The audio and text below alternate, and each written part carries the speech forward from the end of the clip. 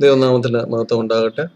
ഇന്നത്തെ സബ്ജക്റ്റ് ഇതാണ്, ജൂയിഷ് ഡയാസ്പറ അല്ലെങ്കിൽ യഹൂദന്മാരുടെ പ്രവാസത്തിനെയാണ് ഡയാസ്പറ എന്ന് പറയുന്നത്. ഏതെങ്കിലും ഒരു ജനത സ്വന്തം ദേശം വിട്ട് മറ്റുള്ള ദേശത്ത് അലഞ്ഞു തിരിഞ്ഞ് നടക്കുന്ന ആ സംഭവത്തിനാണ്. ഇത് ഒരു ഗ്രീക്ക് പദമാണ് എന്നാണ് ഞാൻ മനസ്സിലാക്കുന്നത്. ഡയാസ്പറ എന്ന് പറയുന്നത് പ്രവാസം എന്ന് മലയാളത്തിൽ പറയും. ബൈബിളില് ഇതിനെ ക്യാപ്റ്റിവിറ്റി എന്നും എക്സൈൽ എന്നും ചിതറിക്കുക അല്ലെങ്കിൽ സ്കാറ്റർ ചെയ്യുക എന്നും അടിമയായി കൊണ്ടുപോവുക എന്നൊക്കെയാണ് ഇതിനെ പറഞ്ഞിരിക്കുന്നത്.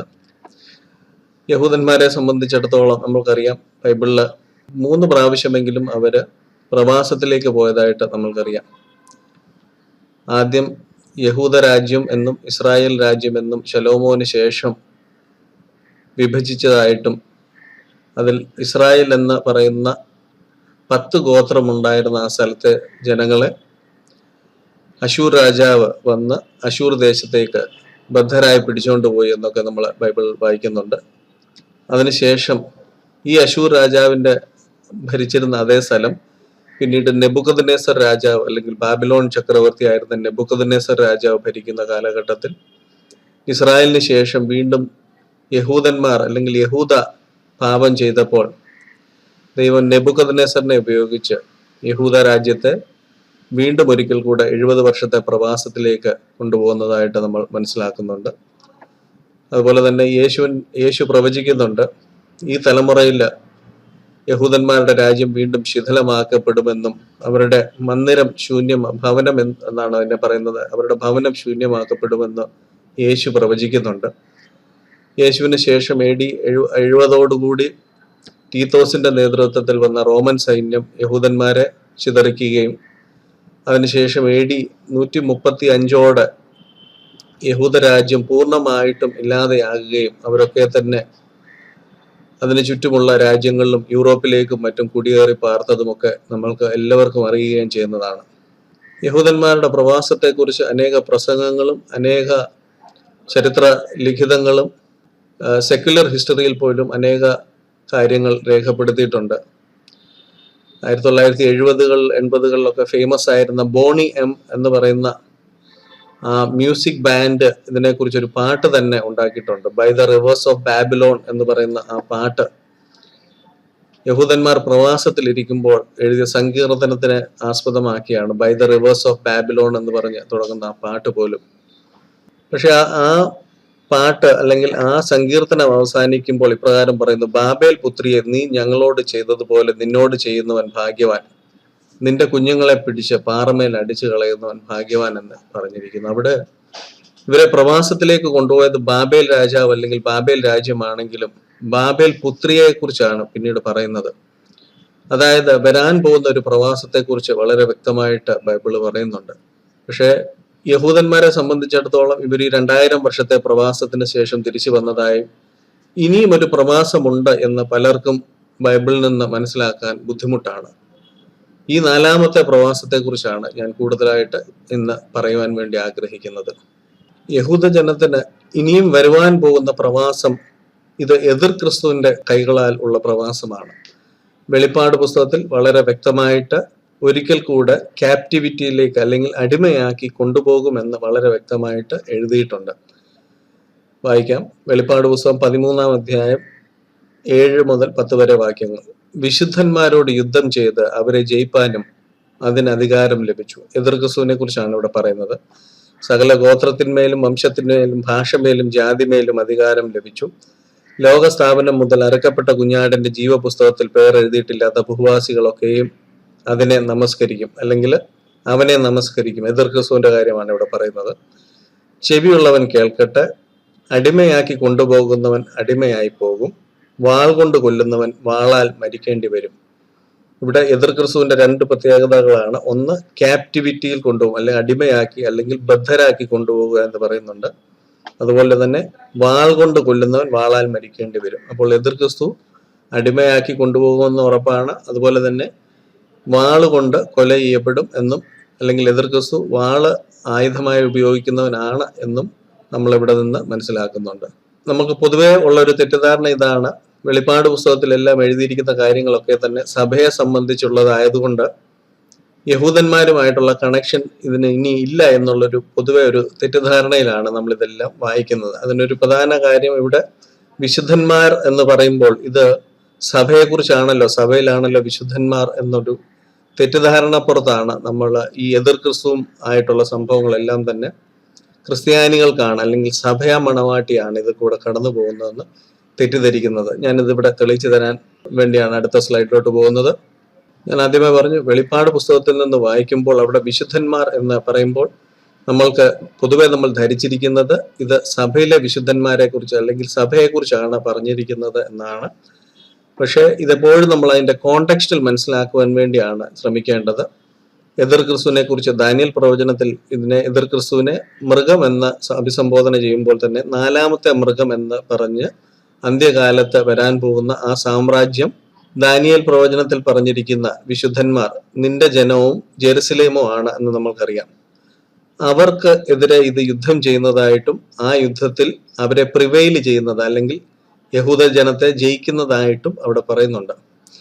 നാലാമത്തെ മൃഗത്തെക്കുറിച്ചും അതിന്റെ തലയിലുള്ള 10 കൊമ്പുകളെ കുറിച്ചും മുളച്ചു വന്നതും 3 കൊമ്പ് വീഴ്ചതും കണ്ണും വമ്പ് പറയുന്ന വായും ഉള്ളതും കൂട്ടുകൊമ്പുകളെക്കാൾ കാഴ്ചയ്ക്ക് വണ്ണമേറിയതുമായ മറ്റേ കൊമ്പിനെ കുറിച്ചുള്ള വിവരം അറിയുവാൻ ഞാൻ ഇച്ഛിച്ചു. വയോധികനായവൻ വന്ന് അത്യുന്നതനായവന്റെ വിശുദ്ധന്മാർക്ക് ന്യായാധിപത്യം നൽകുകയും വിശുദ്ധന്മാർ രാജ്യത്വം കൈവശമാക്കുന്ന കാലം വരികയും ചെയ്യുവോളം ആ കൊമ്പ്, അതായത് ഇത് എതിർ ക്രിസ്തുവിനെ കുറിച്ചാണ് പറയുന്നത്. നാലാമത്തെ മൃഗം അല്ലെങ്കിൽ ഈ കൊമ്പ് എന്ന് പറയുന്നത് എതിർ ക്രിസ്തുവിനെ കുറിച്ചാണ് ഇവിടെ പറയുന്നത്. എതിർ ക്രിസ്തു വിശുദ്ധന്മാരോട് യുദ്ധം ചെയ്ത് അവരെ ജയിക്കുന്നത് ഞാൻ കണ്ടു എന്ന് ഇവിടെ പറയുന്നുണ്ട്. അപ്പോൾ ദാനിയേൽ പ്രവചനത്തിൽ ഇത് പറയുമ്പോൾ ഇത് യഹൂദ പശ്ചാത്തലത്തിലാണ് ഇത് പറയുന്നത്. I was watching and the same horn was making war against the saints and prevailing against them.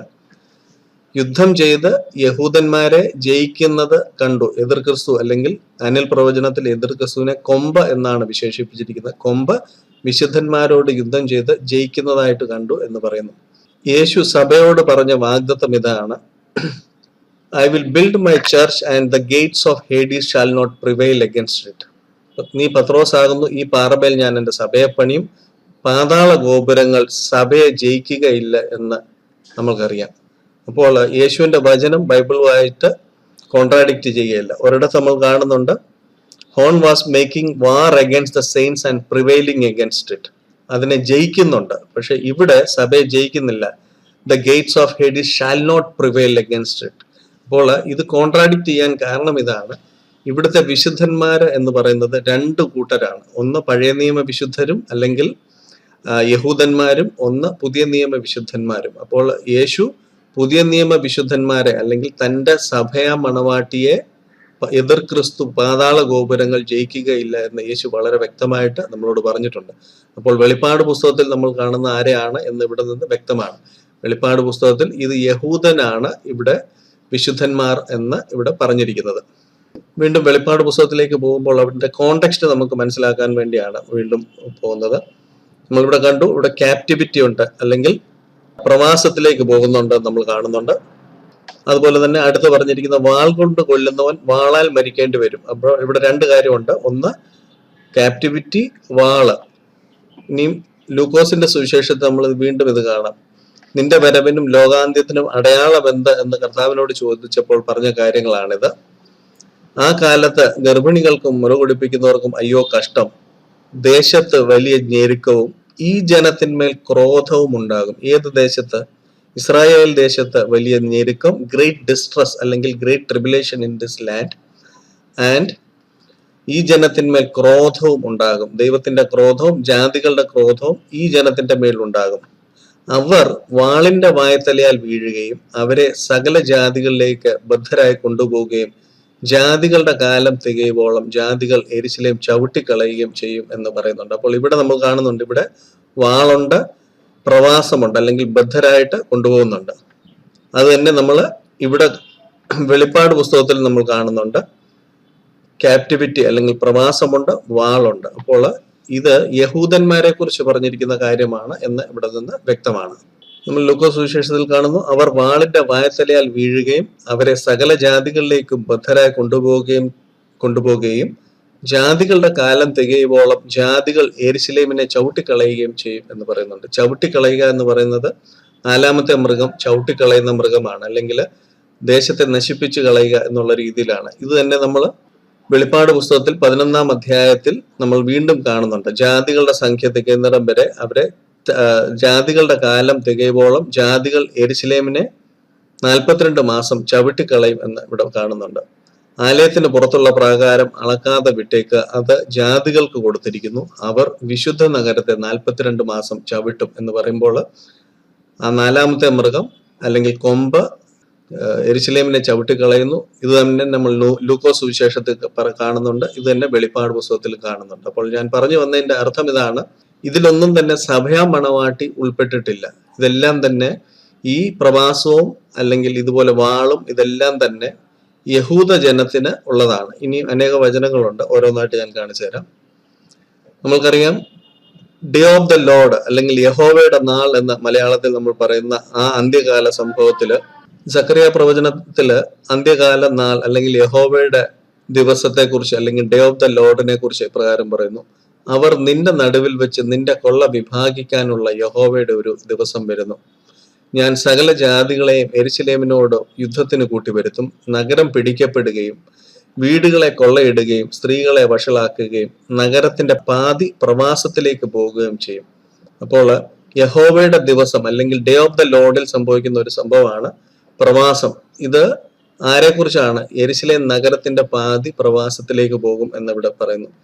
മുൻപോട്ട് വായിക്കുമ്പോൾ അതിന്റെ കോണ്ടെക്സ്റ്റ് മനസ്സിലാക്കാം. ജനത്തിൽ ശേഷിപ്പുള്ളവർ, അതായത് ശേഷിപ്പ് എന്ന് പറയുന്ന റെമനന്റ് ആയിട്ട് അല്ലെങ്കിൽ ദൈവം ശേഷിപ്പിച്ച് വെച്ചിരിക്കുന്നവർ നഗരത്തിൽ നിന്ന് ഛേദിക്കപ്പെടുകയില്ല. എന്നാൽ യഹോവ പുറപ്പെട്ട് താൻ യുദ്ധ ദിവസത്തിൽ പൊരുതുന്നത് പോലെ ആ ജാതികളോട് പൊരുതും. അന്നാളിൽ അവന്റെ കാൽ യെരൂശലേമിന്റെ കിഴക്കുള്ള ഒലിവുമലയിൽ നിൽക്കും. ഒലിവുമല കിഴക്ക് പടിഞ്ഞാറായി നടുവെ പിളർന്നു പോകും എന്ന് പറയുന്നു. അപ്പോൾ നമ്മൾ പലപ്പോഴും നമ്മൾ ആശ്ചര്യപ്പെടും, ഇന്ന് യഹൂദന്മാരെ സംബന്ധിച്ചിടത്തോളം അവർ വലിയൊരു സൈനിക ശക്തിയാണ്. ഏറ്റവും കൂടുതൽ സൈനിക ബലമുള്ള 10 രാജ്യങ്ങളിൽ ഒന്നാണ് ഇസ്രായേൽ എന്ന് പറയുന്ന. ഇന്ത്യ പോലുള്ള രാജ്യങ്ങൾ ഇസ്രായേലിന്റെ ടെക്നോളജിയെ വളരെയധികം ആശ്രയിക്കുന്ന ഒക്കെയാണ്. പക്ഷേ വേദപുസ്തകം വളരെ വ്യക്തമായിട്ട് പറയുന്നു, യഹോവയുടെ നാളിൽ വീണ്ടും യെരൂശലേം പ്രവാസത്തിലേക്ക് പോകും എന്ന് പറയുന്നു. അന്ത്യനാൾ അല്ലെങ്കിൽ ഈ 7 വർഷത്തെ മഹോപദ്രവ കാലത്തിന് യാക്കോബിന്റെ കഷ്ടകാലം എന്നാണ് ജെറമ്യാ പ്രവചനത്തിൽ പറഞ്ഞിരിക്കുന്നത്. ആ യാക്കോബിന്റെ കഷ്ടകാലത്തിൽ നടക്കുന്ന സംഭവങ്ങൾ വായിക്കാം. ആ നാൾ അല്ലെങ്കിൽ യഹോവയുടെ നാൾ പോലെ വേറെ ഇല്ലാതെ വണ്ണം അത് വലുതായിരിക്കുന്നു. കഷ്ടം, ഇത് യാക്കോബിന്റെ കഷ്ടകാലം തന്നെ, എങ്കിലും അവൻ അതിൽ നിന്ന് രക്ഷിക്കപ്പെടും. അന്ന് ഞാൻ അവന്റെ നുകം നിന്റെ കഴുത്തിൽ നിന്ന് ഒടിച്ച് ബന്ധനങ്ങളെ അറുത്തുകളയും.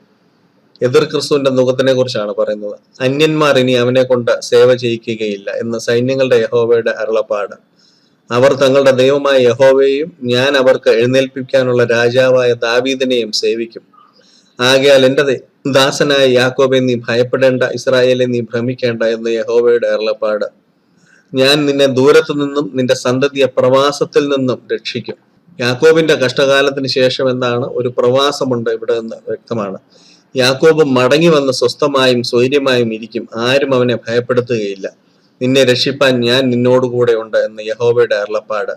നിന്നെ ഞാൻ ചിതറിച്ചു കളഞ്ഞ സകല ജാതികളെയും ഞാൻ മുടിച്ചു കളയും, എങ്കിലും നിന്നെ ഞാൻ മുടിച്ചു കളയുകയില്ല. ഞാൻ നിന്നെ ന്യായത്തോടെ ശിക്ഷിക്കും, ശിക്ഷിക്കാതെ വിടുകയില്ല. അപ്പോൾ ഈ യാക്കോബിന്റെ കഷ്ടകാല സമയത്ത് വീണ്ടും ഒരു പ്രവാസമുണ്ടെന്നും ആ പ്രവാസത്തിലേക്ക് ദൈവം അയക്കുമെന്നും ആ പ്രവാസത്തിന് ഉപയോഗിച്ച് ഏതൊക്കെ ജാതികൾ അല്ലെങ്കിൽ ഏതൊക്കെ രാജ്യമുണ്ടെന്നെങ്കിലും ആ രാജ്യങ്ങളെ ദൈവം പിന്നീട് നശിപ്പിക്കുമെന്ന് യാക്കോബിന്റെ കഷ്ടകാലം എന്ന് പറയുന്ന ആ ജെറമ്യാ പ്രവചനത്തിനകത്ത് പറയുന്നു.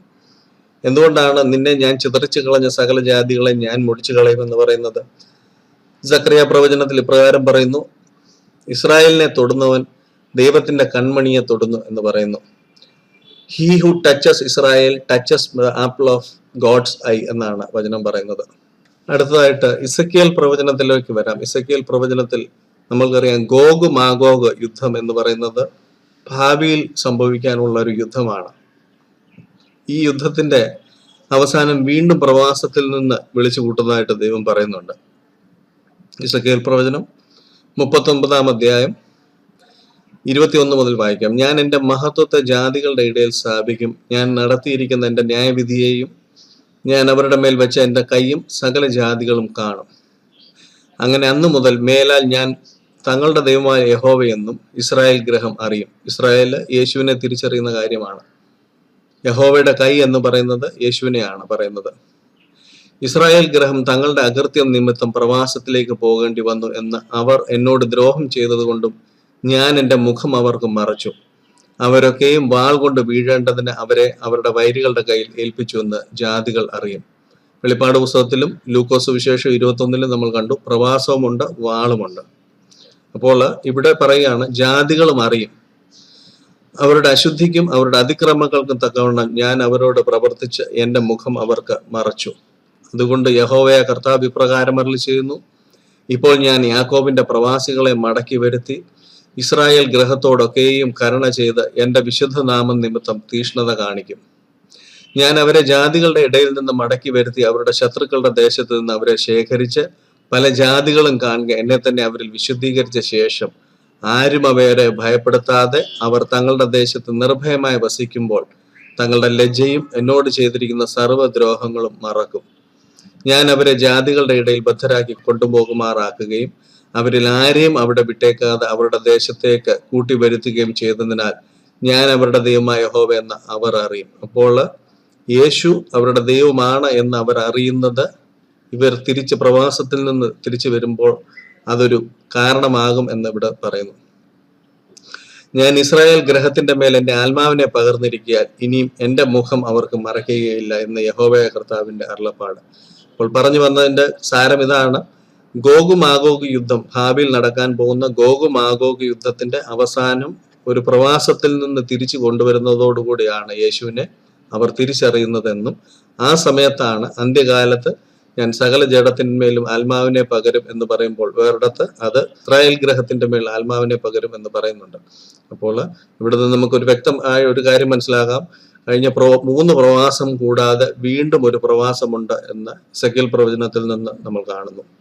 എസെക്കിയേൽ പ്രവചനത്തിൽ തന്നെ ഉള്ള വളരെ ഫേമസ് ആയിട്ടുള്ള ഒരു സംഭവമാണല്ലോ അസ്ഥി താഴ്വര എന്ന് പറയുന്നത്. അസ്ഥിയോട് ബന്ധം വിട്ട് കിടക്കുന്ന ഒരു താഴ്വരയിൽ എസെക്കിയേൽ പ്രവാചകനെ കൊണ്ടുപോയതിനു ശേഷം ദൈവം എസെക്കിയേൽ പ്രവാചകനോട് ചോദിക്കുന്നുണ്ട്, ഈ അസ്ഥികൾ ജീവിക്കുമോ? അന്നേരം പ്രവാചകൻ പറയുന്നു, ദൈവം നീ അറിയുന്നു. പിന്നീട് ആ അസ്ഥികൾ ജീവിക്കുന്നതായിട്ടൊക്കെ നമ്മൾ കാണുന്നുണ്ട്. അപ്പോൾ NLT ട്രാൻസ്ലേഷനിൽ ഇവിടെ പറഞ്ഞിരിക്കുന്ന ഇപ്രകാരമാണ്, I will open your graves of exile and cause you to rise again എന്നാണ് പറഞ്ഞിരിക്കുന്നത്. അസ്ഥികൾ ഇസ്രായേൽ ഗ്രഹമാണ്, നിങ്ങളെ ശവക്കുഴിയിൽ നിന്ന് കയറ്റി ഇസ്രായേൽ ദേശത്തേക്ക് കൊണ്ടുപോകുമെന്ന് പറയുമ്പോൾ ഒരു NLT ട്രാൻസ്ലേഷനിലും വേറെ ചില ട്രാൻസ്ലേഷനുകളിലും ആ ശവക്കുഴി എന്ന് മലയാളത്തിൽ പറഞ്ഞിരിക്കുന്നതിന് എക്സൈൽ ആകുന്ന ശവക്കുഴി, അതായത് പരദേശവാസം അല്ലെങ്കിൽ പ്രവാസമാകുന്ന ശവക്കുഴിയിൽ നിന്ന് നിങ്ങളെ കയറ്റുമെന്നാണ് ഇവിടെ പറഞ്ഞിരിക്കുന്നത്. അപ്പോൾ ഇതിൽ നിന്നെല്ലാം നമ്മൾക്ക് ആ കോണ്ടെക്സ്റ്റ് മനസ്സിലാക്കാൻ സാധിക്കും. ഇസ്രായേലിന് വീണ്ടും ഇസ്രായേലിന്റെ ബലത്തെ തകർത്തു കളയുമെന്ന് ദാനിയേൽ പ്രവചനത്തിൽ പറയുന്നത് പോലെ തന്നെ വീണ്ടും ഒരിക്കൽ കൂടെ ഇസ്രായേലിന്റെ ബലത്തെ തകർത്തു കളയും, അവരെ പ്രവാസത്തിലേക്ക് കൊണ്ടുപോവുകയും ആ പ്രവാസത്തിൽ നിന്ന് ദൈവം വീണ്ടെടുക്കുകയും ചെയ്യുമെന്ന് ഇവിടെ നിന്ന് വ്യക്തമാണ്. എങ്ങനെയാണ് ഇത് ഇന്നത്തെ സാഹചര്യത്തിൽ അത് നിറവേറുന്നതെന്ന് നമ്മൾക്ക് നോക്കാം. വിലാപങ്ങളുടെ പുസ്തകത്തിൽ ഇപ്രകാരം പറയുന്നു, സിയോൻ കൈമലർത്തുന്നു, അവളെ ആശ്വസിപ്പാൻ ആരുമില്ല. യഹോവ യാക്കോബിന് അവന്റെ ചുറ്റും വൈരികളെ കൽപ്പിച്ചാക്കിയിരിക്കുന്നു. യെരൂശലേം അവരുടെ ഇടയിൽ മലിനമായിരിക്കുന്നു. യഹോവ നീതിമാൻ, ഞാൻ അവന്റെ കൽപ്പനയോട് മത്സരിച്ചു. സകല ജാതികളുമായുള്ളവരെ കേൾക്കണമേ, എന്റെ വ്യസനം കാണണമേ. എന്റെ കന്യകമാരും യൗവനക്കാരും പ്രവാസത്തിലേക്ക് പോയിരിക്കുന്നു. ഇത് ജെറമ്യ നെബൂഖദ്നേസർ രാജാവിന്റെ സമയത്ത് പ്രവാസത്തിലേക്ക് പോകുന്നത് കണ്ട് വിലപിക്കുന്നതാണ്. പക്ഷെ ഇതിനൊരു ഫ്യൂച്ചർ കോണ്ടെക്സ്റ്റുമുണ്ട്. അപ്പോൾ അന്ന് ചുറ്റും ശത്രുക്കളെ അയക്കിയിരുന്നെങ്കിൽ ഇന്ന് വീണ്ടും അതേ സാഹചര്യമാണ് ഇസ്രായേലിനുള്ളത്. ഇസ്രായേലിന് ചുറ്റുമുള്ള രാജ്യങ്ങൾ ഇസ്രായേലിനെ മലിനമായിട്ടാണ് എണ്ണിയിരിക്കുന്നത്. നമുക്കറിയാം അവരുടെ പൊതുവിലുള്ള സംഭവം, അവരുടെ പൊതുവിലുള്ള കണക്ഷൻ എന്ന് പറയുന്നത് ഇസ്ലാമാണ്. ഇസ്ലാമിക രാജ്യങ്ങൾ യഹൂദ രാജ്യത്തെ വെറുക്കുന്നു എന്ന് നമ്മൾക്ക് വ്യക്തമാണ്. ദൈവമുണ്ട് എന്നുള്ളതിന്റെ ഒരു വാക്കിൽ തെളിവ് ചോദിച്ചാൽ അതിന് കൊടുക്കാവുന്ന തെളിവാണ് യഹൂദൻ. യഹൂദന് സംഭവിക്കുന്നതെല്ലാം ബൈബിളിലെ പ്രവചനങ്ങളിൽ പറഞ്ഞ കാര്യങ്ങൾ അതുപോലെ സംഭവിക്കുകയാണ് ചെയ്യുന്നത്. ഇത് കഴിഞ്ഞ ആഴ്ചയിൽ ഏഷ്യാനെറ്റ് ന്യൂസിനകത്ത് വന്നൊരു വാർത്ത, ഞാൻ അതിന്റെ സ്ക്രീൻഷോട്ടാണ്. അതിൽ ഇപ്രകാരം എഴുതിയിരിക്കുന്നു, ഇന്ത്യൻ സഞ്ചാരികൾ ഇസ്രായേലിനോട് പെരുത്ത ഇഷ്ടം എന്ന്, അല്ലെങ്കിൽ ഇന്ത്യക്കാർക്ക് ഇസ്രായേലിനോട് ഇഷ്ടം കൂടുന്നു അപ്പോൾ ഞാൻ ശ്രദ്ധിച്ചു, ഇതിനകത്ത് കുറെ ആംഗ്രി ഫേസുകളുമുണ്ട്, അനേക ആംഗ്രി ഫേസുകളുമുണ്ട്. അപ്പോൾ അതെല്ലാം, ഈ ആംഗ്രി ഫേസ് എല്ലാം ഞാൻ നോക്കി, അതെല്ലാം തന്നെ മുസ്ലിംസുകളോ അല്ലെങ്കിൽ അവരെ സപ്പോർട്ട് ചെയ്യുന്ന കമ്മ്യൂണിസ്റ്റ് പ്രസ്ഥാനത്തിന്റെ വക്താക്കളോ ഒക്കെയാണ് അത് ആംഗ്രി ഫേസ് ഇട്ടിരിക്കുന്നത്. അപ്പൊ അതിന് ഏറ്റവും കൂടുതൽ ലൈക്ക് കിട്ടിയ ആദ്യത്തെ ഒരു കമന്റ് ഞാൻ അഭിപ്രായം എഴുതിയിരിക്കുന്നു. തല പോകുമെന്ന് പറഞ്ഞാലും ശരി, ഇസ്രായേൽ എന്ന ജൂതരാഷ്ട്രം മരണം വരെ മുസ്ലിങ്ങളുടെ ശത്രുക്കളായിരിക്കും. പ്രവാചകൻ പറഞ്ഞ കാര്യങ്ങൾ അധികം വൈകാതെ സത്യമായി പുലരും, അന്ന് സർവനാശം സംഭവിക്കുമെന്ന് പറയുന്നു.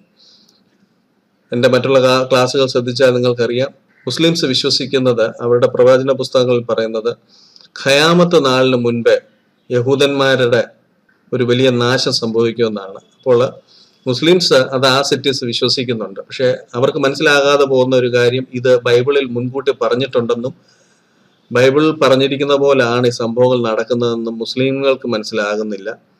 ക്രിസ്ത്യാനികൾക്ക് ഇനിയും ഒരു കാലത്തും യഹൂദനെ നശിപ്പിക്കാൻ സാധിക്കുമെന്ന് അവരുടെ ബൈബിളിൽ പറഞ്ഞിട്ടുള്ള കാര്യം ക്രിസ്ത്യാനികൾക്കും മനസ്സിലാകുന്നില്ല.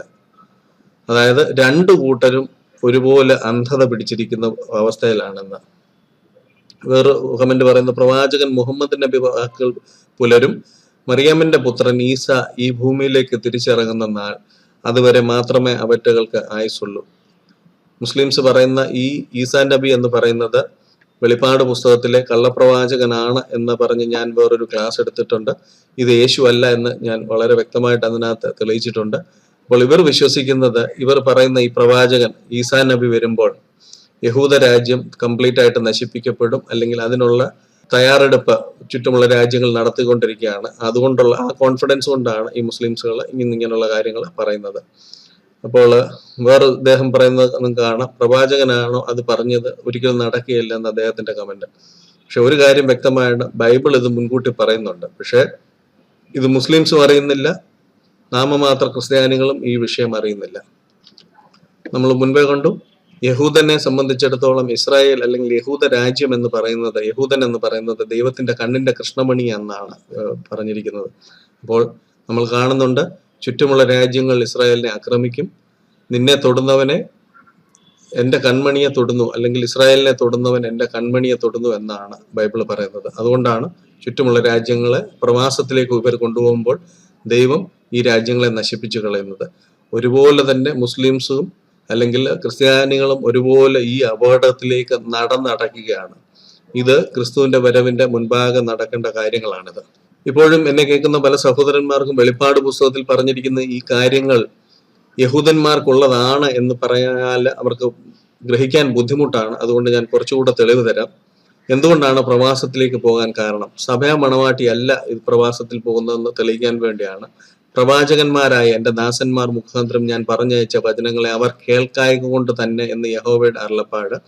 ഞാൻ ഇടപെടാതെ അവരെ അയച്ചിട്ടും നിങ്ങൾ കേട്ടില്ല എന്ന യഹോവയുടെ അരുളപ്പാട്. അതുകൊണ്ട് ഞാൻ യെരുശലേമിൽ നിന്ന് ബാബിലോണിലേക്ക് അയച്ചിരിക്കുന്ന സകല പ്രവാസികളുമായുള്ളവരെ, അതായത് ദൈവത്തിന്റെ വചനം കേൾക്കാത്ത ആരാണോ അവരെയാണ് പ്രവാസത്തിലേക്ക് അയക്കുന്നത്, യഹൂദന്മാരെയാണ് പ്രവാസത്തിലേക്ക് അയക്കുന്നത്. വേറൊരു ക്രൈറ്റീരിയ, എന്തുകൊണ്ടാണ് പ്രവാസത്തിലേക്ക് പോകുന്നത്? യെശയ്യാപ്രവചനം 5-ാം അധ്യായം, അതികാലത്ത് എഴുന്നേറ്റ് മദ്യം തേടി ഓടുകയും വീഞ്ഞു കുടിച്ച് മത്തരായ സന്ധ്യാസമയത്ത് വൈകിയിരിക്കുകയും ചെയ്യുന്നവർക്ക് അയ്യോ കഷ്ടം. അവരുടെ വിരുന്നുകളിൽ കിന്നരവും വീണയും തപ്പും കുഴലും വീഞ്ഞും ഉണ്ട്, എന്നാൽ യഹോവയുടെ പ്രവൃത്തി അവർ നോക്കുന്നില്ല, അവന്റെ കൈവേലയെ വിചാരിക്കുന്നതുമില്ല. അങ്ങനെ എന്റെ ജനം അറിവില്ലായ്മയാൽ പ്രവാസത്തിലേക്ക് പോകുന്നു. അപ്പോൾ പ്രവാസത്തിൽ പോകുന്ന ജനത്തിന്റെ വേറൊരു പ്രത്യേകത, അവർ അറിവില്ലായ്മ ഉള്ള ജനമാണ്. സഭയാ മണവാട്ടിയെ സംബന്ധിച്ചിടത്തോളം അവർ ദൈവത്തിന്റെ കൽപ്പനകൾ പാലിക്കുകയും ചെയ്യുന്നു. കൽപ്പനകളെ കുറിച്ചും ദൈവത്തെക്കുറിച്ചും ദൈവവചനത്തെക്കുറിച്ചുള്ള അറിവുള്ളവർ സഭയാ മണവാട്ടി ഒരു കാലത്തും പ്രവാസത്തിലേക്ക് പോകുന്നില്ല. ഇപ്പോൾ ഒരുപക്ഷെ നിങ്ങളുടെ ഹൃദയത്തിൽ സംശയം തോന്നുന്ന, അങ്ങനെയാണെങ്കിൽ നാമമാത്ര ക്രിസ്ത്യാനികളായ ആൾക്കാരെയാണോ ഇനി പ്രവാസത്തിലേക്ക് വിടുന്നത്? ദൈവം യഹൂദന്മാരെ ഒരു രാജ്യം, യാക്കോബ് എന്നൊരു വ്യക്തിയെ കാണുന്നത് പോലാണ് യഹൂദന്മാരെ. ആ രാജ്യത്തുള്ള ജനങ്ങളെ ഒരു വ്യക്തിയെ പോലെയാണ് ട്രീറ്റ് ചെയ്യുന്നത്. പക്ഷെ കൃപായുഗത്തിൽ രക്ഷിക്കപ്പെടുന്ന ആൾക്കാരെ സംബന്ധിച്ചിടത്തോളം സ്പിരിച്വലി അവർക്ക് പ്രവാസവും സാമ്പത്തിക ബുദ്ധിമുട്ടും രോഗങ്ങളും ഒക്കെ ഉണ്ടെങ്കിലും അവരെ വ്യക്തികളായിട്ടാണ് അവരെ സേവ് ചെയ്യുന്നത്. അല്ലാതെ കേരളത്തിലുള്ള എല്ലാ ക്രിസ്ത്യാനികളെയും കൂടെ ഒന്നിച്ച് പ്രവാസത്തിൽ വിടുന്ന അങ്ങനെ ഒരു തത്വം ബൈബിളിലില്ല. അപ്പോൾ ഞാൻ പറഞ്ഞു വന്നത് ഇതാണ്, സഭയെ സംബന്ധിച്ചിടത്തോളം രക്ഷിക്കപ്പെട്ട് കഷ്ടതയിൽ കൂടെ രക്ഷിക്കപ്പെട്ട് യേശുവിനെ അറിഞ്ഞ ജനത്തെയാണ് സഭയായിട്ട് കൂട്ടുന്നത്.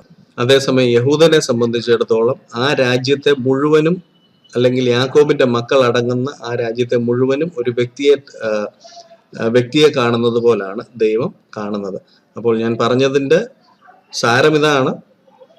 ഒരുപക്ഷെ നിങ്ങൾക്ക് തെറ്റിദ്ധാരണ ഉണ്ടാകാം, ഇത് നാമമാത്ര ക്രിസ്ത്യാനികളെ ഉദ്ദേശിച്ചുള്ളതാണോ? അല്ല. ദൈവത്തിന് ഒരാളെ വേർവഴിക്ക് നടത്താൻ വേണ്ടി ദൈവം ഇൻഡിവിജ്വലി ആണ്, ക്രിസ്ത്യാനികളെ സംബന്ധിച്ചിടത്തോളം ഇൻഡിവിജ്വലി ആണ് രക്ഷിക്കപ്പെടുന്നത്. യേശു ക്രിസ്തുവിൽ വിശ്വസിക്കുമ്പോൾ ഇൻഡിവിജ്വലി രക്ഷിക്കപ്പെടുകയും യേശുവിന്റെ സ്വഭാവത്തോട് അനുരൂപമാകത്തക്കവണ്ണം നമ്മളെ കഷ്ടതകളിൽ കൂടെ അല്ലെങ്കിൽ പ്രയാസത്തിൽ കൂടെ നടത്തുകയും ചെയ്യുകയാണ് ചെയ്യുന്നത്. അതിനുവേണ്ടി ഒരു സമൂഹത്തെ മുഴുവനായിട്ടല്ല തിരഞ്ഞെടുക്കുന്നത്. ദൈവം ഇവരെ കനാൻ ദേശത്തിലോട്ട് അയക്കുമ്പോൾ യഹൂദന്മാരുടെ പിതാക്കന്മാരുമായിട്ട് ഒരു ഉടമ്പടി ചെയ്യുന്നുണ്ട്. അപ്പോൾ ആ ഉടമ്പടിയിൽ അവർ ചെയ്യേണ്ട കുറെ കാര്യങ്ങളുണ്ട്. അതൊക്കെ ചെയ്താൽ അവർക്ക് വരുന്ന അനുഗ്രഹങ്ങൾ, നീ ജാതികൾക്ക് തലയായിരിക്കും എന്ന് പറയുന്നുണ്ട്. അവർ അഥവാ ദൈവത്തിന്റെ വഴി തെറ്റി നടന്നു കഴിഞ്ഞു കഴിഞ്ഞാൽ ജാതികൾ നിനക്ക് തലയാകും എന്ന് പറയുന്നുണ്ട്. അതുകൊണ്ടാണ് ജാതികൾ ഇവരെ ഇടയ്ക്കിടയ്ക്ക് ഭരിക്കുന്നത്. അപ്പോൾ അവർക്ക് കൊടുത്ത അനുഗ്രഹം ഒരു സൈഡില്, അതുപോലെ തന്നെ ശാപങ്ങൾ ഒരു സൈഡില്. അപ്പോൾ ആ ശാപത്തിൽ ഒരു ശാപമാണ് പ്രവാസം. ആവർത്തന പുസ്തകം 28-ാം അധ്യായത്തിൽ പ്രകാരം പറയുന്നു, ഒലിവ് വൃക്ഷങ്ങൾ നിന്റെ നാട്ടിലൊക്കെയും ഉണ്ടാകും, എങ്കിലും നീ എണ്ണ തേക്കയില്ല, അതിന്റെ പിഞ്ച് പൊഴിഞ്ഞു പോകും.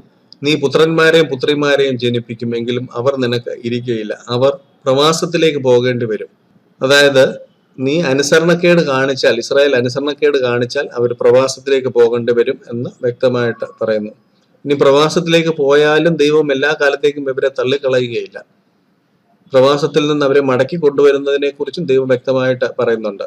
28 കഴിഞ്ഞ് 30 വരുമ്പോൾ ഇപ്രകാരം പറയുന്നത്, ഞാൻ നിന്റെ മുൻപിൽ വെച്ചിരിക്കുന്ന അനുഗ്രഹവും ശാപമായ വചനങ്ങളൊക്കെ നിന്റെ മേൽ നിവർത്തിയായി വന്നിട്ട് നിന്റെ ദൈവമായ യഹോവ നിന്നെ തള്ളിക്കളഞ്ഞിട്ടുള്ള അതത് ജാതികളുടെ ഇടയിൽ വെച്ച് നീ അവയെ നിന്റെ ഹൃദയത്തിൽ ഓർത്ത് നിന്റെ ദൈവമായ യഹോവയുടെ അടുക്കിലേക്ക് തിരിഞ്ഞ് നീയും നിന്റെ മക്കളും പൂർണ്ണ ഹൃദയത്തോടും പൂർണ്ണ മനസ്സോടും കൂടെ ഞാൻ ഇന്ന് നിന്നോട് ആജ്ഞാപിക്കുന്നത് പോലെയൊക്കെയും അവന്റെ വാക്ക് കേട്ടനുസരിച്ചാൽ നിന്റെ ദൈവമായ യഹോവ നിന്റെ സ്ഥിതി മാറ്റുകയും നിന്നോട് മനസ്സലിഞ്ഞ് നിങ്കിലേക്ക് തിരിയുകയും നിന്റെ ദൈവമായ യഹോവ നിന്നെ ചിതറിച്ചിരിക്കുന്ന സകല ജാതികളിൽ നിന്ന് നിന്നെ കൂട്ടിച്ചേർക്കുകയും ചെയ്യും എന്ന് പറയുന്നു.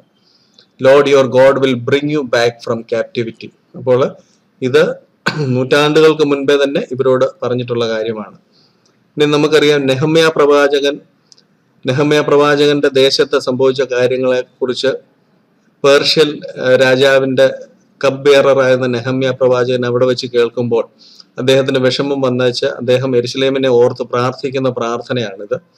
നെഹമ്യാ പ്രവചനം 1-ാം അധ്യായം. ഈ വർത്തമാനം കേട്ടപ്പോൾ ഞാൻ ഇരുന്ന് കരഞ്ഞു, കുറെ നാൾ ദുഃഖിച്ചും ഉപവസിച്ചും കൊണ്ട് സ്വർഗത്തിലെ ദൈവത്തോട് ഞാൻ പ്രാർത്ഥിച്ചു പറഞ്ഞു എന്തെന്നാൽ, സ്വർഗത്തിലെ ദൈവമായ യഹോവേ, നിന്നെ സ്നേഹിച്ച് നിന്റെ കൽപ്പനകളെ പ്രമാണിക്കുന്നവർക്ക് നിയമവും ദയയും പാലിക്കുന്ന മഹാനും ഭയങ്കരനുമായ ദൈവമേ, നിന്റെ ദാസന്മാരായ ഇസ്രായേൽ മക്കൾക്ക് വേണ്ടി രാവും പകലും നിന്റെ മുൻപാകെ പ്രാർത്ഥിക്കുകയും ഇസ്രായേൽ മക്കളായ ഞങ്ങൾ നിന്നോട് ചെയ്തിരിക്കുന്ന പാപങ്ങളെ ഏറ്റുപറയുകയും ചെയ്യുന്ന അടിയന്റെ പ്രാർത്ഥന കേൾക്കേണ്ടത് നിന്റെ ചെവി ശ്രദ്ധിച്ചും നിന്റെ കണ്ണ് തുറന്നും ഇരിക്കണമേ. ഞാനും എൻ്റെ പിതൃഭവനവും പാപം ചെയ്തിരിക്കുന്നു. ഞങ്ങൾ നിന്നോട് ഏറ്റവും വഷളത്വമായി പ്രവർത്തിച്ചിരിക്കുന്നു. നിന്റെ ദാസനായ മോശയോട് നീ കൽപ്പിച്ച കൽപ്പനകളും ചട്ടങ്ങളും വിധികളും ഞങ്ങൾ പ്രമാണിച്ചിട്ടുമില്ല. നിങ്ങൾ ദ്രോഹം ചെയ്താൽ ഞാൻ നിങ്ങളെ ജാതികളുടെ ഇടയിൽ ചിഹ്നിച്ചു കളയും. എന്നാൽ നിങ്ങൾ എങ്കിലേക്ക് തിരിഞ്ഞ് എൻ്റെ കൽപ്പനകളെ പ്രമാണിച്ച് അവയെ അനുസരിച്ച് നടന്നാൽ നിങ്ങളുടെ പുരുഷന്മാർ ആകാശത്തിന്റെ അറുതി വരെയും എത്തിയിരുന്നാലും ഞാൻ അവിടെ നിന്ന് അവരെ ശേഖരിച്ച് എൻ്റെ നാമം സ്ഥാപിപ്പാൻ ഞാൻ തിരഞ്ഞെടുത്ത സ്ഥലത്ത് കൊണ്ടുവരും എന്ന് നിന്റെ ദാസനായ മോശയോട് നീ അരുളി ചെയ്ത വചനം ഓർക്കണമേ. അപ്പോൾ മോശയ്ക്ക് കൊടുത്ത ആ ശാപങ്ങളും, അല്ലെങ്കിൽ മോശയുടെ ജനത്തിന് കൊടുത്ത ആ ശാപങ്ങളും അനുഗ്രഹങ്ങളും വചനത്തിൽ നിന്ന് ഏറ്റുപറഞ്ഞ് പ്രാർത്ഥിക്കുകയാണ്. അതായത് ഭൂമിയുടെ അറുതി, ആകാശത്തിന്റെ അറുതി മുതൽ അറുതി വരെ എത്തിയാലും ഞാൻ അവിടെ നിന്ന് അവരെ ശേഖരിക്കും എന്ന ദൈവത്തിന്റെ വാഗ്ദത്തമുണ്ട്. ഈ സംഭവത്തിനെയാണ് പിന്നീട് മത്തായി സുവിശേഷം 24 നമ്മൾ കാണുന്നത്. ആ കാലത്തിലെ കഷ്ടം കഴിഞ്ഞ ശേഷം, ആഫ്റ്റർ ദ ട്രിബുലേഷൻ എന്ന് പറയുന്നു. സൂര്യൻ ഇരുണ്ടു പോകും, ചന്ദ്രൻ പ്രകാശം കൊടുക്കാതെ ഇരിക്കും, നക്ഷത്രങ്ങൾ ആകാശത്ത് നിന്ന് വീഴും, ആകാശത്തിലെ ശക്തികൾ ഇളകിപ്പോഴും. അപ്പോൾ മനുഷ്യപുത്രന്റെ അടയാളം ആകാശത്ത് വിളങ്ങും. അന്ന് ഭൂമിയിലെ സകല ഗോത്രങ്ങളും പ്രലപിച്ചുകൊണ്ടും മനുഷ്യപുത്രൻ ആകാശത്തിലെ മേഘങ്ങൾ മഹാശക്തിയോടും തേജസ്സോടും കൂടെ വരുന്നത് കാണും. അവൻ തന്റെ ദൂതന്മാരെ മഹാകാഹള ധ്വനിയോടും കൂടെ അയക്കും. അവർ അവന്റെ വൃതന്മാരെ എന്ന് പറയുമ്പോൾ ഇലക്ട്, ഇസ്രായേൽ ദൈവത്തിന്റെ ഇലക്ട് ആയിട്ടുള്ള ആൾക്കാരാണ്. ആകാശത്തിന്റെ അറുതി മുതൽ അറുതി വരെയും 4 ദിക്കിൽ നിന്ന് കൂട്ടിച്ചേർക്കും എന്ന് പറയുന്നു. ഇത് തന്നെ നമ്മളിവിടെ കണ്ടു. ആകാശത്തിന്റെ അറുതി മുതൽ അറുതി വരെ, നിങ്ങൾ ഭ്രഷ്ടന്മാർ ആകാശത്തിന്റെ അറുതി വരെയും എത്തിയിരുന്നാലും ഞാൻ അവിടെ നിന്ന് ശേഖരിക്കുമെന്ന് പറഞ്ഞിരിക്കുന്നു. ആ പ്രവചനത്തിന്റെ ഫുൾഫിൽമെന്റ് ആണ് വരാൻ പോകുന്നത്. അപ്പോൾ ഇവിടെയും പ്രവാസത്തിൽ പോയിരിക്കുന്ന ജനത്തെ തിരിച്ചു കൊണ്ടുവരുന്നതാണ്, അല്ലെങ്കിൽ ദൂതന്മാര് ഇവരെ ഗ്യാദർ ചെയ്യുകയാണ് ചെയ്യുന്നത്. യെശയ്യാപ്രവചനത്തിൽ വേറെ പ്രകാരം പറയുന്നു, അന്നാളിൽ, അതായത് അന്ത്യകാലത്ത്, യഹോവ നദി മുതൽ മിസ്രയീം തോട് വരെ കറ്റമെതിക്കും.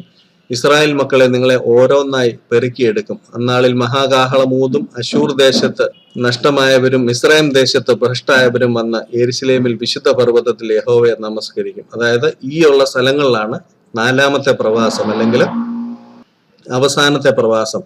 അപ്പോൾ ആ പ്രവാസത്തിൽ നിന്ന് അവർ സ്വയം മടങ്ങി വരികയല്ല, അവരെ പെറുക്കിയെടുക്കുകയാണ് എന്ന് വചനം പറയുന്നു. വേറെ പ്രകാരം പറയുന്നു, അന്നാളിൽ കർത്താവ് തന്റെ ജനത്തിൽ ശേഷിച്ചിരിക്കുന്ന ശേഷിപ്പിനെ അശൂരിൽ നിന്നും മിസ്രയീമിൽ നിന്നും പത്രോസിൽ നിന്നും കൂശിൽ നിന്നും ഏലാമിൽ നിന്നും ഷീനാരിൽ നിന്നും ഹമാത്തിൽ നിന്നും സമുദ്രത്തിലെ ദ്വീപുകളിൽ നിന്നും വീണ്ടുമുള്ള 2ാം പ്രാവശ്യം കൈനീട്ടും.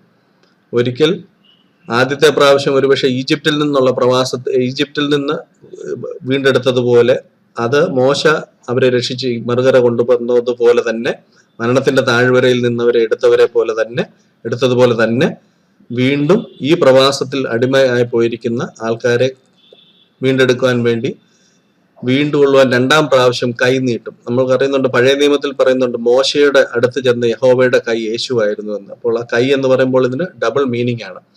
അവൻ ജാതികൾക്ക് ഒരു കൊടി ഉയർത്തി ഇസ്രായേലിന്റെ ഭ്രഷ്ടന്മാരെ ചേർക്കുകയും യഹൂദയുടെ ചിതറിപ്പോവരെ ഭൂമിയുടെ 4 ദിക്കുകളിൽ നിന്ന് ഒന്നിച്ചു കൂട്ടുകയും ചെയ്യും. എഫ്രൈമിന്റെ അസൂയ നീങ്ങിപ്പോവും. യഹൂദ അസഹ്യപ്പെടുത്തുന്നവർ ഛേദിക്കപ്പെടും. എഫ്രൈം യഹൂദയോട് അസഹ്യപ്പെടുകയില്ല, യഹൂദ എഫ്രൈമിനെ അസഹ്യപ്പെടുത്തുകയുമില്ല എന്ന് പറയുന്നു. ഇതെല്ലാം ഭാവിയിൽ നടക്കേണ്ട പ്രവചനങ്ങളാണ്. ഇനിയും പ്രവാസത്തിൽ പോകുമ്പോൾ അവർക്ക് എന്താണ് സംഭവിക്കുന്നത് എന്ന് ഇവിടെ പറയുന്നു. ലെവിറ്റിക്കസ്, ഞാനും അവർക്ക് വിരോധമായി നടന്ന് അവരെ ശത്രുക്കളുടെ ദേശത്ത് വരുത്തിയതും ഏറ്റുപറയുകയും പരിച്ഛേദനയില്ലാത്ത ഹൃദയം അപ്പോൾ താഴുകയും. അവർക്ക് എന്താ സംഭവിക്കുന്നത്? They will accept their guilt. അവര് മാനസാന്തരപ്പെടും. അതിനാണ് പ്രവാസത്തിൽ പോകുന്നത് എന്നുള്ള ഒരു ഇത്. പിന്നെ ലെവിറ്റിക്കസ് 26 പ്രകാരം, അവർ ദേശം വിട്ടുപോയിട്ട് അവരില്ലാതെ അത് ശൂന്യമായി കിടന്ന് തന്റെ ശബത്തുകൾ അനുഭവിക്കുമെന്ന് പറയുന്നുണ്ട്. എങ്കിലും ഈ പ്രവാസത്തിലേക്ക് പോകുമ്പോഴും ദൈവം അവരെ എന്നേക്കും തള്ളിക്കളയുക. I will not cast them away, ഞാൻ അവരെ ഉപേക്ഷിക്കുകയില്ല എന്ന് പറയുന്നു. ഈ പ്രവചനം വളരെ വ്യക്തമായിട്ട് അറിയാവുന്ന ശലോമോൻ ഈ ദേവാലയം പണിയുമ്പോൾ ശലോമോൻ ആ ദേവാലയത്തിന്റെ ഡെഡിക്കേഷന്റെ സമയത്ത് പ്രാർത്ഥിക്കുന്ന പ്രാർത്ഥനയ്ക്ക് അഭിപ്രായം പറയുന്നു, അവർ നിന്നോട് പാപം ചെയ്യുകയും പാപം ചെയ്യാത്ത മനുഷ്യർ ഇല്ലല്ലോ, നീ അവരോട് കോപിച്ച് അവരെ ശത്രുവിനെ ഏൽപ്പിക്കുകയും അവരെ ദൂരത്തോ സമീപത്തോ ഉള്ള ശത്രുവിന്റെ ദേശത്ത് ബദ്ധരാക്കി കൊണ്ടുപോവുകയും ചെയ്താൽ, അവരെ പിടിച്ചു കൊണ്ടുപോയിരിക്കുന്ന ദേശത്ത് വെച്ച് അവർ ഉണർന്ന് മനം തിരിഞ്ഞ് അവരെ ബദ്ധരായി കൊണ്ടുപോയ ദേശത്ത് വെച്ച് ഞങ്ങൾ പാപം ചെയ്തു, അകൃത്യവും ദുഷ്ടതയും പ്രവർത്തിച്ചിരിക്കുന്നു എന്ന് പറഞ്ഞ് നിന്നോട് യാചിക്കുകയും അവരെ പിടിച്ചുകൊണ്ടുപോയ ശത്രുക്കളുടെ ദേശത്ത് വെച്ച് അവർ പൂർണ്ണ ഹൃദയത്തോടും പൂർണ്ണ മനസ്സോടും കൂടെ നിങ്ങളിലേക്ക് തിരിഞ്ഞ് നീ അവരുടെ പിതാക്കന്മാർക്ക് കൊടുത്ത ദേശത്തേക്ക്, നീ തിരഞ്ഞെടുത്ത നഗരത്തിലേക്കും ഞാൻ നിന്റെ നാമത്തിന് പണിതിരിക്കുന്ന ഈ ആലയത്തിലേക്കും നോക്കി അവർ പ്രാർത്ഥിക്കുകയും ചെയ്താൽ, നീ നിന്റെ വാസസ്ഥലമായ സ്വർഗത്തിൽ അവരുടെ പ്രാർത്ഥനയും യാചനയും കേട്ട് അവർക്ക് ന്യായം പാലിച്ചു കൊടുത്ത് നിന്നോട് പാപം ചെയ്ത നിന്റെ ജനത്തോട് അവർ നിന്നോട് ചെയ്ത ദ്രോഹങ്ങളൊക്കെയും ക്ഷമിക്കുകയും അവരെ ബദ്ധരായി കൊണ്ടുപോയിരിക്കുന്നവർ അവരോട് കരുണ തോന്നത്തക്കവണ്ണം അവരോട് കരുണ ലഭിക്കുമാറാക്കുകയും ചെയ്യണമേ. ഇവിടെ കാണാം, ബദ്ധരാക്കി അല്ലെങ്കിൽ പ്രവാസത്തിലേക്ക് കൊണ്ടുപോയിരിക്കുക എന്ന് പറയുന്നു. അപ്പോൾ യഹൂദ ജനത്തെ സംബന്ധിച്ചിടത്തോളം ഈ പ്രവാസം എന്ന് പറയുന്നത് അവർ കൺസിസ്റ്റന്റ് ആയിട്ട് ഉള്ളൊരു വിഷയമാണ്. പ്രവാസത്തിൽ നിന്ന് തിരിച്ചു വരുമ്പോൾ ഇവരെ ഞാൻ നിങ്ങളുടെ ജാതികളുടെ ഇടയിൽ നിന്ന് പുറപ്പെടുവിച്ച് നിങ്ങൾ ചിതറിപ്പോയിരിക്കുന്ന രാജ്യങ്ങളിൽ നിന്ന് ശേഖരിക്കുമ്പോൾ ഞാൻ നിങ്ങളെ സൗരഭ്യവാസനയായി സ്വീകരിക്കും. യേശുവിന്റെ ജീവിതം ഒരു സൗരഭ്യവാസനയായി യഹോവയ്ക്ക് അർപ്പിച്ചു എന്ന് പറയുന്നുണ്ട്. ഇത് തന്നെ അവരുടെ കഷ്ടതയിലൊക്കെയും അവൻ കഷ്ടപ്പെട്ടു എന്ന് പറയുമ്പോൾ സ്വർഗത്തിലെ എല്ലാ സുഖങ്ങളും വിട്ട് ഈ ലോകത്തിൽ പ്രവാസത്തിൽ വന്ന യേശുവിന്റെ ജീവിതം ഒരു സൗരഭ്യവാസന പോലായെങ്കിൽ, ഇത് ഒരു ആത്മീയ അർത്ഥത്തിൽ സംഭവിച്ചപ്പോൾ യേശു മരണത്തിൽ അല്ലെങ്കിൽ അസ്ഥിയോട് അസ്ഥി ബന്ധം വിട്ട് കിടന്ന സമയത്ത് ഇതെല്ലാം യഹൂദനും ഇത് തന്നെ സംഭവിക്കുകയാണ്. അതുകൊണ്ടാണ് യെശയ്യാ പ്രവചനത്തിൽ പറയുന്നത് അവരുടെ കഷ്ടതയിലൊക്കെയും അവൻ കഷ്ടപ്പെട്ടു എന്ന് പറയുന്നത്. ഇനി ഈ പ്രവാസത്തിൽ നിന്ന് തിരിച്ചു വരുമ്പോൾ നിങ്ങളുടെ പ്രവാസികളെ മടക്കി വരുത്തുമ്പോൾ ഇനി പ്രവാസികളെ മടക്കി വരുത്തുമ്പോൾ ഞാൻ നിങ്ങളുടെ ഭൂമിയിലെ സകല ജാതികളുടെയും ഇടയിൽ കീർത്തിയും പ്രശംസയും ആക്കി തീർക്കുമെന്ന് യഹോവയുടെ അരുളി ചെയ്യുന്നു. ഇന്ന് ചുറ്റുമുള്ള ജാതികളെ സംബന്ധിച്ചിടത്തോളം അവർ നിന്നയും പരിഹാസമാണെങ്കിൽ അവർ ഭാവിയിൽ അവരെല്ലാവരും അംഗീകരിക്കുന്ന ഒരു സമയം വരും. യോവേൽ പ്രവചനത്തിൽ മലയാളത്തിൽ പ്രകാരം പറയുന്നു, ഞാൻ യഹൂദയുടെയും യെരുശലേമിന്റെ സ്ഥിതി മാറ്റുവാനുള്ള നാളുകൾ എന്ന് പറയുന്നു. ഇംഗ്ലീഷിൽ പറയുന്നു, when I will bring back the captivities of Judah and Jerusalem. സ്ഥിതി മാറ്റുക എന്നാണ് മലയാളം ചില ഇതിനകത്തെങ്കിൽ ക്യാപ്റ്റിവിറ്റി അല്ലെങ്കിൽ ചിതറിപ്പോയിരിക്കുന്ന ആ അവസ്ഥയെ മാറ്റുന്നതിനെ കുറിച്ചാണ് ഇംഗ്ലീഷിൽ ചില ട്രാൻസ്ലേഷനുകൾ കാണുന്നത്. മലയാളത്തിൽ കൺസിസ്റ്റന്റ് ആയിട്ട് പറയുന്നു, സിയോനിൽ നിന്ന് ഇസ്രായേലിന്റെ രക്ഷ വന്നെങ്കിൽ ദൈവം തന്റെ ജനത്തിന്റെ സ്ഥിതി മാറ്റുമ്പോൾ. ഇത് 14-ാം സങ്കീർത്തനത്തിന് ഇതേ വാക്കുകളുണ്ട്. ഇവിടെ അത് തന്നെ കാണാം. When God brings back the captivity of his people. അതായത് സ്ഥിതി മാറ്റുക എന്ന് മലയാളത്തിൽ പറയുമ്പോൾ ഇത് ദൈവം അവരുടെ പ്രവാസം മാറ്റുന്ന ആ അവസ്ഥയാണ് സ്ഥിതി മാറ്റുക എന്ന് പറയുന്നത്. അപ്പോൾ ഇവിടെ നിന്ന് ഒരു കാര്യം വ്യക്തമാണ്, യഹൂദന്മാരെ സംബന്ധിച്ചിടത്തോളം ഇന്ന് അവരുടെ എത്ര സൈനിക ബലമുണ്ടെങ്കിലും അവരെ ദൈവം ഒരിക്കൽ കൂടെ കൈവിടും. ചുറ്റുമുള്ള ജാതികൾ അവരെ ഒരിക്കൽ കൂടെ പ്രവാസത്തിൽ കൊണ്ടുപോകും. ഇത് യഹൂദനെ സംബന്ധിച്ചിടത്തോളം കാര്യമാണ്. നമ്മളെ സംബന്ധിച്ച് ഇതെല്ലാം കണ്ടു തുടങ്ങുമ്പോൾ നമ്മുടെ വീണ്ടെടുപ്പ് അല്ലെങ്കിൽ നമ്മുടെ യേശുവിനോടുകൂടെ വാസം ചെയ്യാൻ ഉൽപ്രാവണത്തിനുള്ള ദിവസങ്ങൾ വളരെ സമീപമായി എന്നുള്ളതാണ് സഭയെ സംബന്ധിച്ചുള്ള കീ ലേണിംഗ്. അതുപോലെ തന്നെ വെളിപ്പാട് പുസ്തകത്തിലെ ഓരോ സംഭവങ്ങളും പരിശോധിച്ച് നോക്കിക്കഴിഞ്ഞാൽ ഇത് സഭയ മണവാട്ടിൽ നിന്ന് ജാതികളിൽ നിന്ന് സംഖ്യ തികഞ്ഞ ശേഷം വീണ്ടും ദൈവം യഹൂദനോട് ഇടപെടുന്ന കാലഘട്ടത്തിൽ നടക്കുന്ന സംഭവമാണ്. ഇവിടെ വിശുദ്ധന്മാർ എന്ന് വാക്ക് ഉപയോഗിച്ചിരിക്കുന്നത് കൊണ്ട് മാത്രം ഇത് സഭയാകുന്നില്ല, ഇത് യഹൂദനുള്ള സംഭവങ്ങളാണ്. ഈ ക്ലാസ് നിങ്ങൾക്ക് പ്രയോജനപ്രദമായിരുന്നു എന്ന് വിചാരിക്കുന്നു. ദൈവം അനുഗ്രഹിക്കട്ടെ.